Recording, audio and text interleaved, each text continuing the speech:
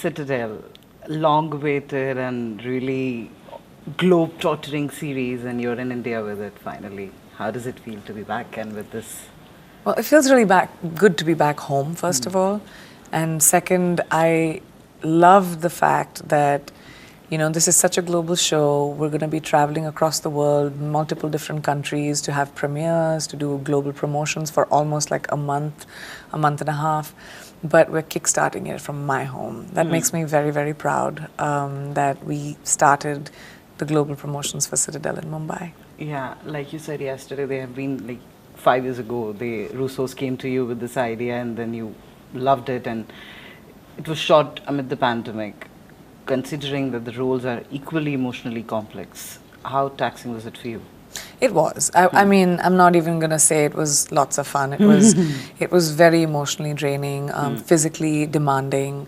The show required us, we shot it over a year and a half during 2021, and the show required us to be in like really physical shape to be able to do all the physical stunts that we needed to do, and that's not easy. To go to the gym like every single day, to do stunt training, 5-6 times a week for a full year and a half. Mujhe gym bilkul nahi acha lagta. But doing that was physically taxing anyway, learning all the choreography. And then, we were away from our families, we were in a bubble, we couldn't meet friends, we only had each other, which was the crew and the cast. So that can, be emotionally very difficult. So when we wrapped the show, I was very excited. Yeah, that's true. And it's like, even though like it feels great to see you there on posters leading that series and all, but then beyond India, it's more also about the South Asia in general. You're representing everybody back in Asia, being a lead in a prime Hollywood series. How does that feel? I mean, apart from making you happy, does that also burden you at times? No. I mean, I've been a leading lady from a very long time. Yeah, and whether that's in Hollywood or in Bollywood, I consider myself a leading lady. It takes time to get there. It took me about 8 years working in Hollywood to be able to do, leading parts like this. Whether it is, in my movie Love Again, which comes out on May 12, whether it is in Citadel, or whether it was Quantico, it takes perseverance and doing smaller stuff, building your credibility, chote roles, smaller movies. And I had to do the same thing when I joined Bollywood. But that's the nature of the beast. That's just how the industry works. And I'm not afraid of hard work. I'm not afraid of perseverance. But when you finally get there and you see, when you watch the show and it's like, wow, I did it again. So that's good. And it's like in Hollow, like you said, it took time. It took 8 years to reach here. But then initially, like since the beginning, the top directors were very interested in you as an artist. They wanted to work with you. I mean, you have worked with some of the best already to begin with, right? What do you feel about that particular interest? What do you think clicked in terms of like working with the Wachowskis, then Russo's coming there and all? I don't know. I can't answer that question because people ask me all the time, why haven't other people done it? Why haven't other actors from India broken the way you've broken? I don't have the answer to that. All I know is that the one thing that I did, which maybe led to it, was I didn't carry my baggage of, that I come from India and I'm a star here, and like I have an entourage of 20 people. And like when you're working there, like you said yesterday also, I mean, it's all same. I mean, movie making is a process. The process of it, technical process of it is mostly same. But then how was it to branch out in terms of, I mean, it's a whole change. The way films look over there is completely different from the way they look over here. Yeah. How was that particular shift for you? I'm going to try and find a way to articulate this, because in the beginning when I first started acting in America, a lot of directors would come up to me and say, you know what, Pri, just throw it away.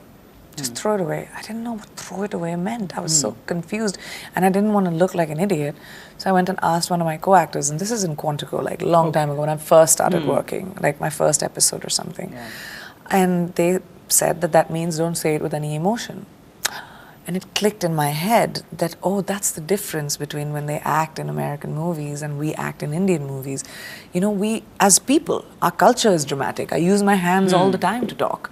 Our movies are about drama. We are taught in, like, I went to an acting school in India, Kishore Namit, for like a month. We were taught bhav. You know, I did Kathak. We are taught Nauras and bhav and showing expression and face, which was the opposite there. Don't show it. Don't move the eyebrows. Don't move anything. Just say the line. So, kind of navigating the cultural differences of expectation was different. But now, I've obviously, after working so long, I can do that and this. Now, my brain has kind of adjusted. Yeah. But in the beginning, that was difficult for me. Like approaching a scene without being dramatic. Yeah, and as surreal as it feels to achieve all this, how tiring? Like, are there any days or moments when you're like, I'm tired? No, because I found a really beautiful work-life balance. I'm not someone who overworks myself anymore. I used to. I burnt the candle on both ends. Now I have a sense of, I need time, my team needs time, people need to sleep, we need to eat. And there was a time where I would go like without sleep, food for days. It didn't matter. But I think my priorities have shifted. It's very important for me to have time with my family. I like to be able to finish working in the evening and go back home and actually have just time for myself. I go away for the weekends. So I don't feel like exhausted in that sense anymore, like perennially exhausted. But yeah, after a night like a day like today, I'm pretty sure I'll sleep hard, Yeah, that's true. And like on screen, the representation, and we are talking about diversity in the West and everything, but you're also working really hard to make it on ground. Like, for example, organizing screenings for RRR and cello show and all that stuff. How important that particular aspect is for you in putting South Asians in the front? Well, it just ended up happening in the beginning first when, I started working and I started living in LA or in New York, when the people, like industry folks would come from India, they'd always call, hey PC, how are you? Let's meet. And then I sort of felt their aspirations of, we want to reach this person. So I'd make the connections, I'd call somebody I know and say, hey. And then I realized that I had the ability to do that. So then I wanted to do it in a deliberate fashion. Then I started like making sure that if somebody wants support from me, Indian filmmakers especially, or South Asian talent, I will try and find the way to do it. So then my company, Purple Pebble Pictures, we kind of pivoted into becoming the shoulders for people to jump off of. So young filmmakers, new writers, new talent, behind the camera, in front of the camera. If you've made a movie and then you want to like take it to Sundance, or you want to take it to the festivals, or you want to take it and sell it into a studio, we help facilitate that. Because I feel like I realized the power of the platform that I had, and I really want to make sure that I can help South Asian filmmakers get the spotlight. So whether you talk about RRR and helping with their campaign, or cello show, or whatever, I feel like it is my responsibility now to be able to help people who want the help from me, who are, if I can, because I didn't have it. It's always nice when you come into the industry and you're like, I'm like, I'll make a call for you. That's nice to have. I have that now with, industry friends that I've built relationships with, whether that's in Bollywood or in Hollywood.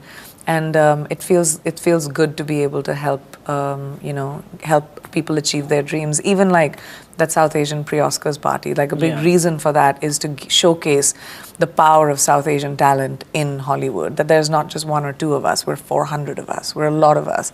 And we demand a position of power.